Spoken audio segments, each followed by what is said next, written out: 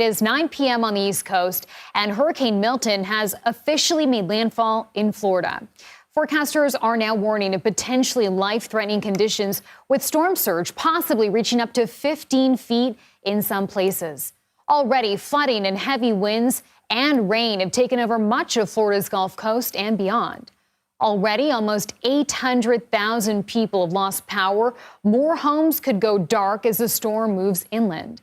Florida Governor Ron DeSantis said earlier, now is the time to hunker down, warning people to stay indoors until the storm passes and emergency personnel can once again reach residents. CBS News Miami correspondent Christian Benavides joins us now from Tampa, Florida. Christian, you've been tracking the storm all night. It looks like it's really coming down behind you there this hour.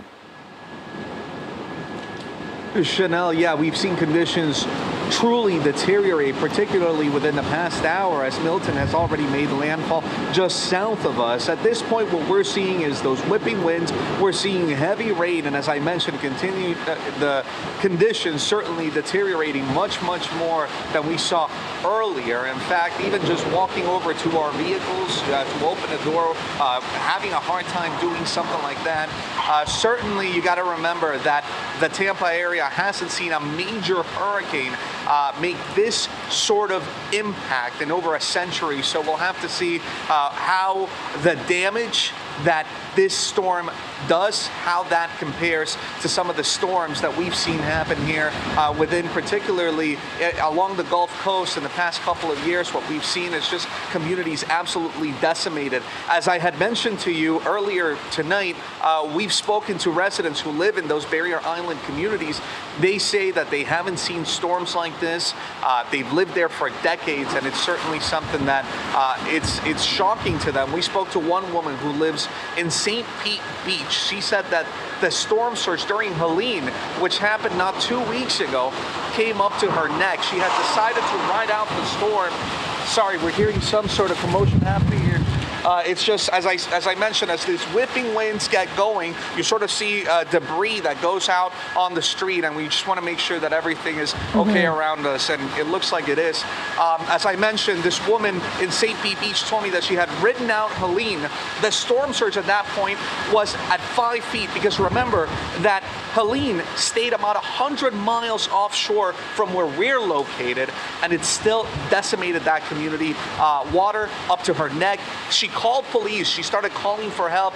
Officials told her that they couldn't go out and help her because it was just too dangerous for them to go out there, and she was in a mandatory evacuation zone, and they had already warned so many people that they had to get out. And this time, she said that Milton, she was not going to ride out there. At this point, officials truly concerned about what a major hurricane can do to this area. I just want to mention, Christian, because I know the situation there is so fluid. The images obviously behind you are so dramatic. If you need to leave us at any point, please let us know. But in the meantime, I do want to ask you about some of the issues that we heard people were having getting gasoline ahead of the storm. Did that impact, the ability to leave for people that did want to do that? There are so many. It's not just the gas stations. I mean, you've got a huge housing crunch, because you got to remember that after Helene decimated so many of those communities out on the barrier islands, those folks that live out there came inland, and they're living in hotels across Central Florida. And now you've got more evacuations taking place. So you've got people who have nowhere to go. So it's not just about gas and supplies. I know that state officials have said that they're working around the clock to make sure that they get enough gas to all of those fueling stations.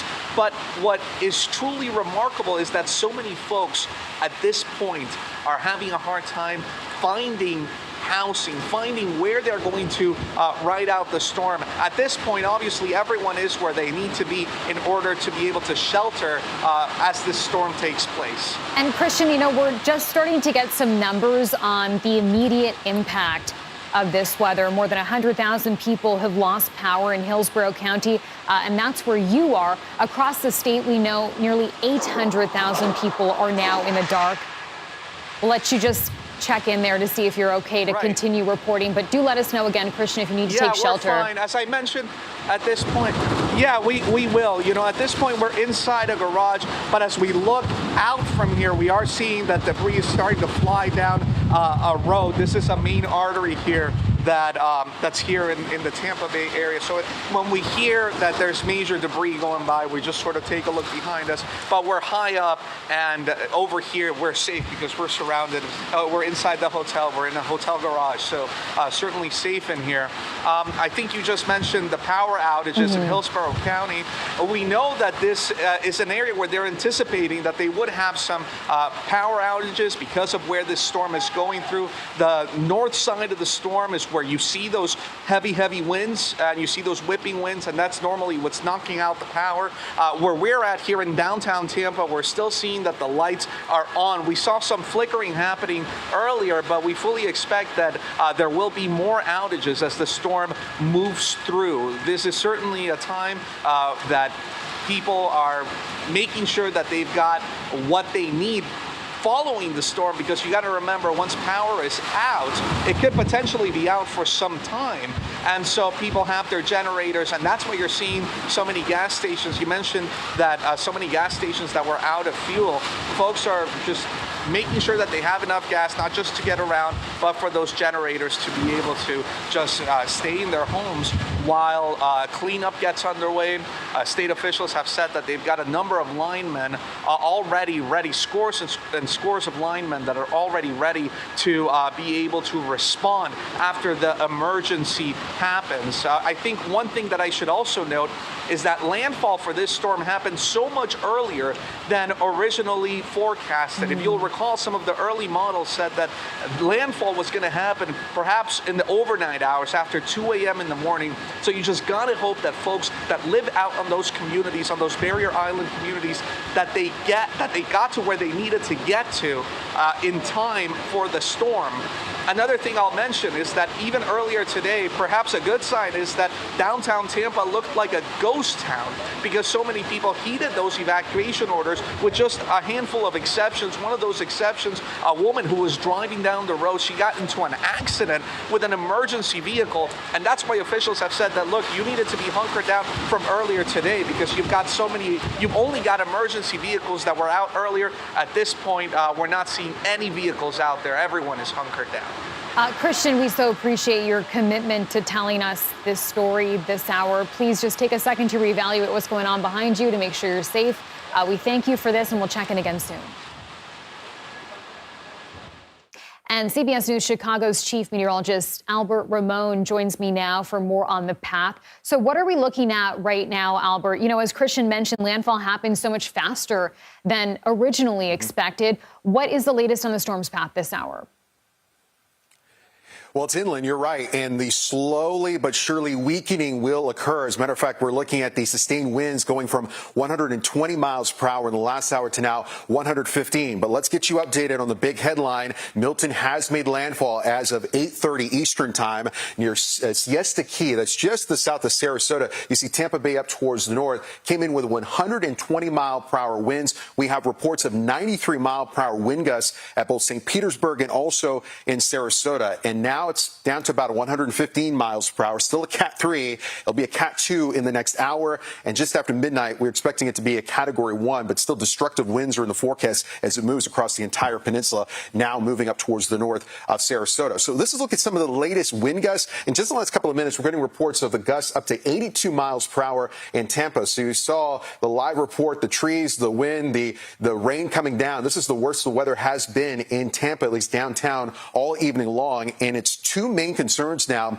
in Tampa and also St. Petersburg. There's the wind threat that's going to be continuing the power outage issues, but we have relentless rain right over the Tampa Bay area. So flash flood warnings are already in place, and we're not seeing the rainfall rates come down anytime soon. Right now, flash flood warnings, it's possible we could get a flash flood emergency issued for the Tampa area. We'll keep an eye on that. The reporting station has been knocked out at St. Petersburg. It's no longer reporting.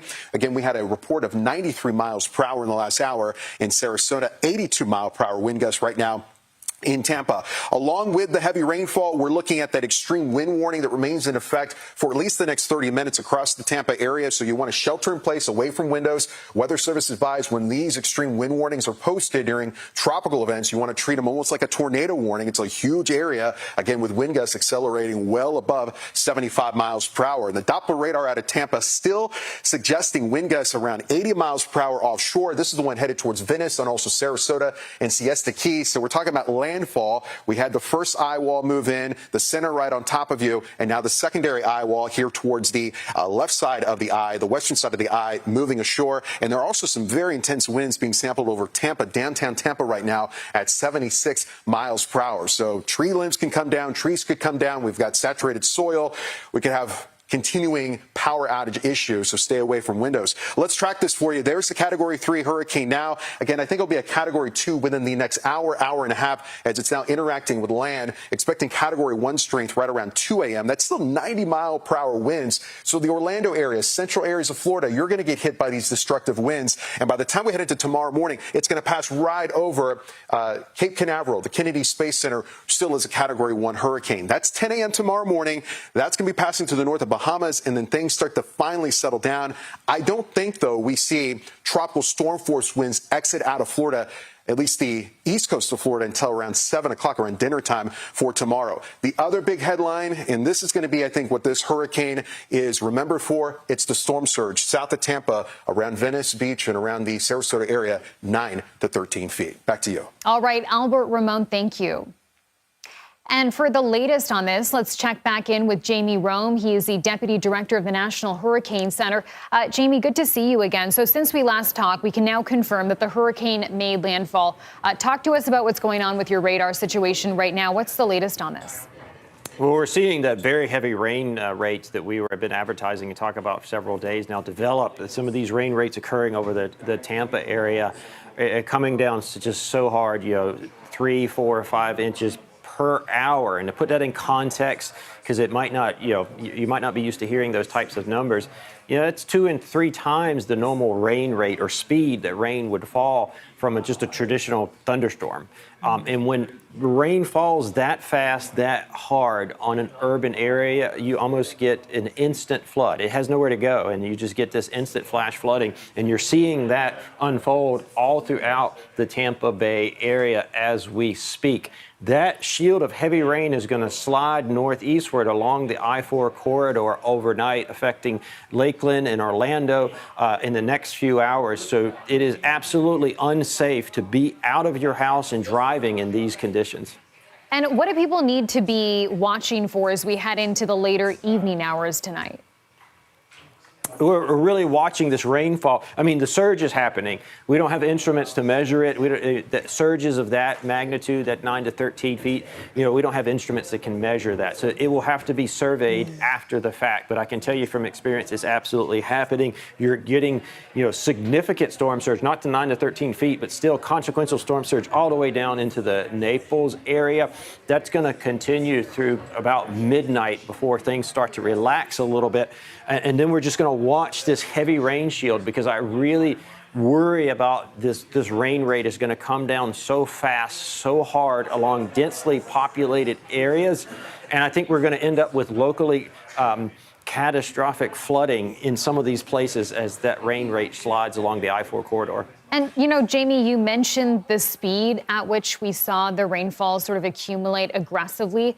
And I just wonder about the timing here. Milton made landfall, we understand, near Siesta Key, Florida, about an hour earlier than originally expected. Why did that happen? When storms sort of speed up, slow down, wobble around, that's perfectly normal to have that sort of fluctuation and variation. And if you look back earlier in the week, it made landfall substantially later than what some of the early predictions were. So people had ample time to take precaution if they wanted to do so. So I want to make sure that hopefully the people along the path are prepared for hurricane force winds, because this system's not going to just dissipate as it moves inland overnight. It's going to remain a hurricane during its entire trek across the Florida peninsula. And you on the East Coast, the Florida East Coast, if you think you're out of the woods, this is a Florida West Coast problem, no, you're going to have hurricane force winds all the way over on the Florida East Coast. And just quickly, with a couple of seconds, Jamie, just want to ask for folks that are watching, that are hunkered down right now, your message to them? Stay hunkered down, and especially if you're along the path of the system with these intense winds coming ashore, it's not going to be a safe night to be out. Okay, Jamie Rome, Deputy Director of the National Hurricane Center, thank you. Thank you.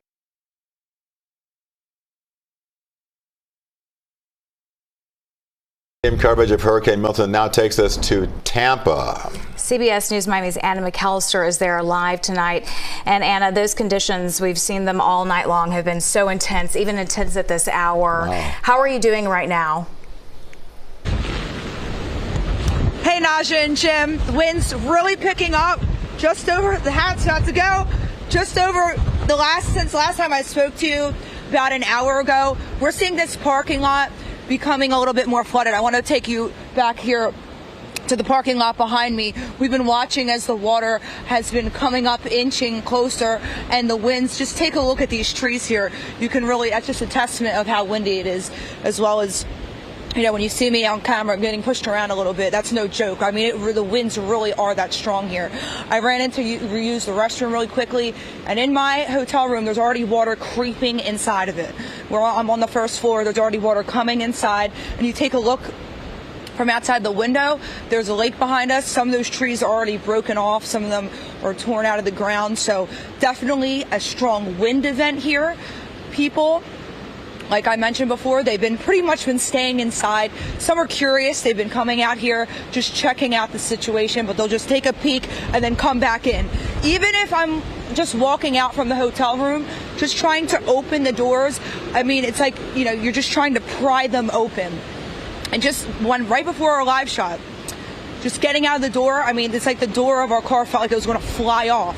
You have to do everything you can to just try to push it and keep it closed. But we're still experiencing so much rain and wind here in the Tampa area, as you can see behind me. And of course, we're going to continue to monitor this all night long. But for now, reporting live from Tampa, Anna McAllister, CBS News, Miami. Wow, Anna, stay safe there. Looks like it's pretty treacherous indeed. Thank you for that report.